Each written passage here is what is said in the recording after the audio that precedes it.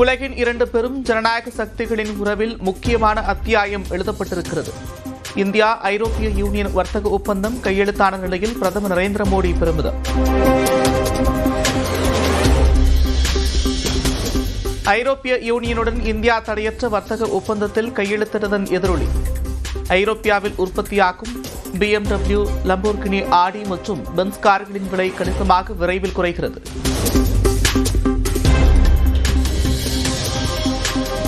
சமூகத்தின் முதுகெலும்பாக பெண்கள் இருக்கிறார்கள். உயர் பொறுப்பில் ஆண்களுக்கு இணையாக பெண்கள் வர வேண்டும் என்று முதலமைச்சர் மு க ஸ்டாலின் பேச்சு.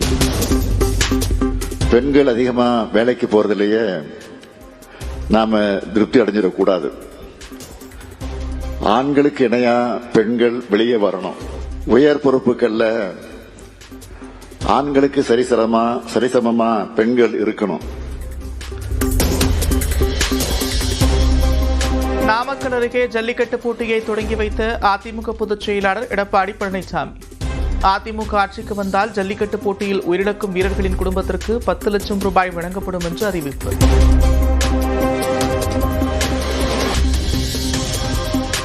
தமிழகத்தின் 5 மண்டலங்களுக்கும் சென்று விரைவில் மக்களின் கருத்துக்களை கேட்க வேண்டும்.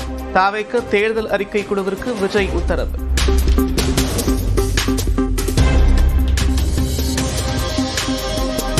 மாணவர்களின் வங்கிக் கடன் தள்ளுபடி தொடர்பாக திமுக அரசு இரட்டை நிலைப்பாடு என்று பாமக நிறுவனர் ராமதாஸ் விமர்சனம்.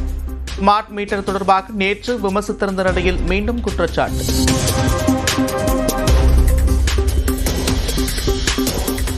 தாவேகாவுடன் கூட்டணி என்று யாராவது பேசினால் டெல்லியிலிருந்து வந்துவிடுகிறார்கள் என்று செங்கோட்டையன் பேட்டி.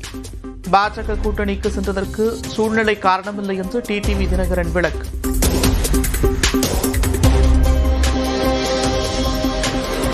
ஓபிஎஸ் இல்லாமலேயே என்டிஏ கூட்டணி பலமாகவே உள்ளது. பாஜக மாநில தலைவர் நயினா நாகேந்திரன் பேட்டி.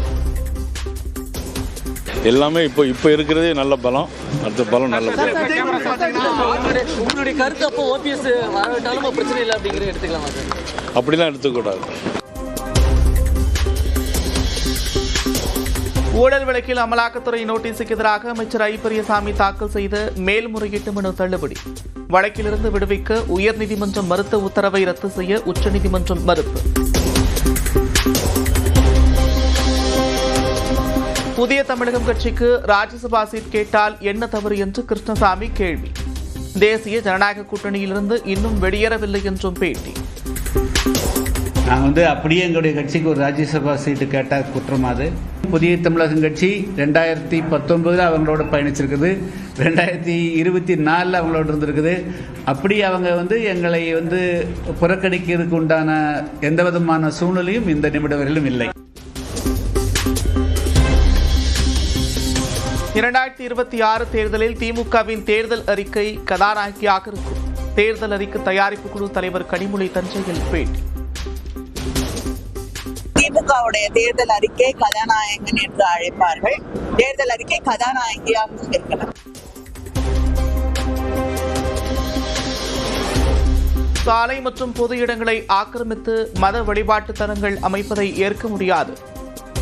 பொதுப்பாதையில் மத கட்டமைப்புகளை கட்ட எந்த ஒரு நபருக்கும் உரிமையில்லை என்று உயர்நீதிமன்றம் திட்டவட்டம். ரவுடி வெள்ளைக்காளியை கொலை செய்ய முயன்ற வழக்கில் கைதான அழகுராஜா பெரம்பலூர் அருகே என்கவுண்டரில் சுட்டுக் கொலை. குன்னம் நீதிபதி முன்னிலையில் பெரம்பலூர் அரசு மருத்துவமனையில் பிரேத பரிசோதனை தொடங்கியது. உறவினர்கள் வாக்குவாதம்.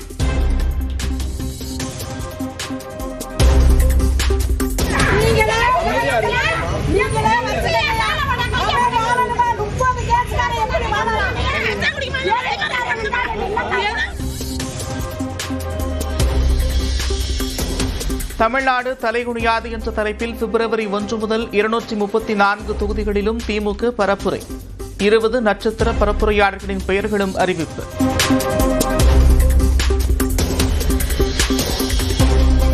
ஓ பன்னீர்செல்வத்தின் ஆதரவாளர் ஐயப்பன் டிடிவி தினகரனுடன் மீண்டும் சந்திப்பு.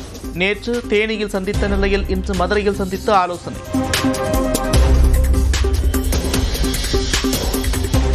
14 வயதிற்கு மேற்பட்ட பெண் குழந்தைகளுக்கு இலவச கருப்பை வாய் புற்றுநோய் தடுப்பூசி செலுத்தும் திட்டம். உலக மகளிர் உச்சி மாநாட்டில் புதிய திட்டத்தை தொடங்கி வைத்த முதலமைச்சர் மு க ஸ்டாலின். சென்னையில் முதலமைச்சர் மு க ஸ்டாலினுக்கு ஜாக்டோ ஜியோ சார்பில் நன்றி தெரிவிப்பு விழா. தமிழ்நாடு உறுதி செய்யப்பட்ட ஓய்வூதிய திட்டத்திற்கு நன்றி தெரிவிக்கும் விதமாக ஏற்பாடு என்று நிர்வாகிகள் பேட்டி. தமிழ்நாடு அரசின் உறுதியளிக்கப்பட்ட ஓய்வூதிய திட்டத்தை அறிவித்திருக்கிறார். இதை பாராட்டுகின்ற வகையில் தான் நாங்கள் பிப்ரவரி மாதம் 8ஆம் தேதி தமிழ்நாட்டின் முதலமைச்சர் அவர்களுக்கு பாராட்டு விழாவை நாங்கள் நடத்துகிறோம். வாரத்திற்கு 2 நாட்கள் விடுமுறை கோரி நாடு முழுவதும் வங்கி ஊழியர்கள் வேலை நிறுத்தம். தமிழ்நாட்டின் பல பகுதிகளில் வங்கி சேவைகள் பாதிப்பு.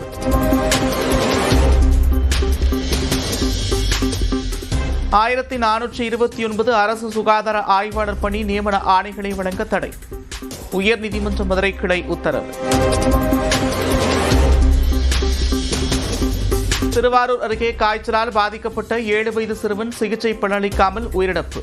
3 மாதத்திற்கு முன்பு கீரிப்பிள்ளை கடித்ததால் சிறுவன் பாதிக்கப்பட்டு இறந்ததாக உறவினர்கள் புகார்.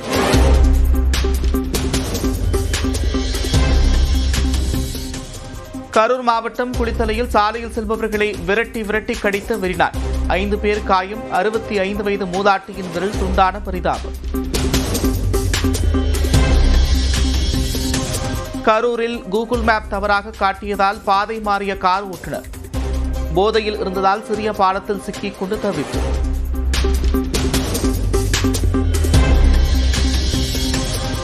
கரூர் தாந்தோன்றிமலை வெங்கடரமணி சுவாமி கோவில் குடமுழுக்கில் ஓதுவார்களை வைத்து தமிழ் பாசுரங்களை ஓத வேண்டும். சென்னை உயர்நீதிமன்ற மதுரை கிளை உத்தரவு.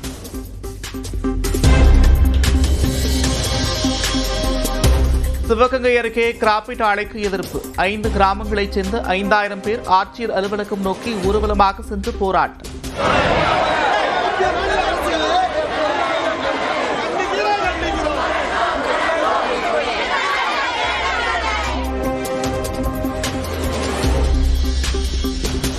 NLC சுரங்கத்தின் 2வது நுழைவாயில் எதிரே விவசாயிகள் மற்றும் விவசாய தொழிலாளர்கள் போராட்டம். சுரங்க விரிவாக்க பணிக்காக வீடு, நிலம் வழங்கியவர்களுக்கு பாகுபாடின்றி இழப்பீடு வழங்க வலியுறுத்தல்.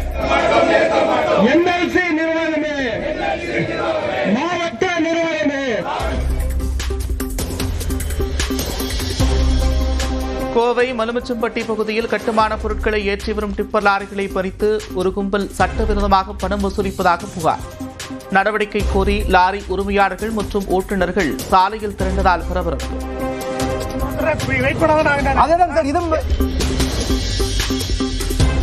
சென்னை பன்னாட்டு விமான நிலைய நுழைவாயில் உள்ளே திடீரென புகை வந்ததால் பரபரப்பு.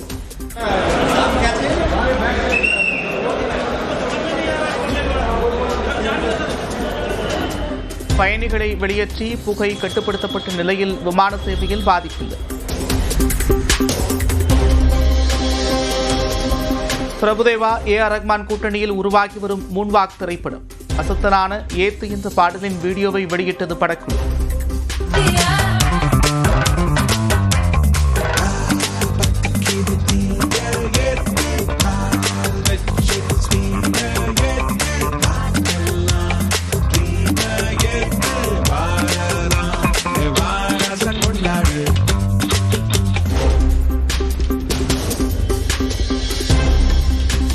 மத்திய பிரதேச மாநிலம் போபாலில் உள்ள எய்ம்ஸ் மருத்துவமனையின் லிப்டில் பெண் ஊழியரிடம் செயின் பறிப்பு.